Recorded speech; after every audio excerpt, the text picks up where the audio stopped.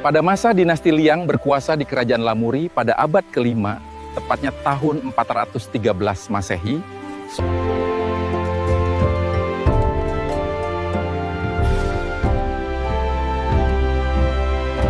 Fahim menulis dalam laporannya bahwa cara pertanian negeri Polis sama dengan Persia dan India di sekitar lembah Sungai Indus dan Sungai Gangga. Negeri Poli juga memelihara ulat sutra, dan kain buatannya ditenun sendiri, seperti negeri Syam atau Suria Pangpeng.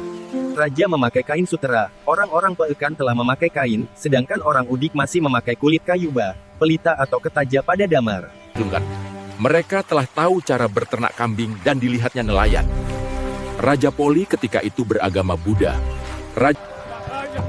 Fahim menceritakan negeri Poli adalah sangat makmur. Rajanya mengendarai gajah bermahkota emas dan berpakaian. pada tahun 671 Masehi, seorang Tiongkok lain, Itsing Ting, mengunjungi pesisir Aceh.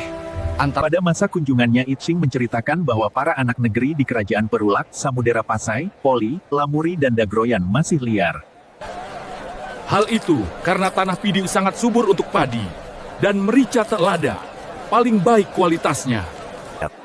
Seorang pelawat Portugal, Ludovico di Vartema, yang pernah singgah di Pidi pada akhir abad 15. Dalam riwayat Portugis diterangkan, sebelum mereka datang pada tahun 1909 Masehi, mula-mula Pidi dikalahkan oleh Raja Aceh Besar, yaitu Sultan Salahaddin Ibnu Muzaffar Shah, dan Raja King seragam bintang abangnya kemudian menyerbu benteng-benteng Portugis di Kuala Gigian.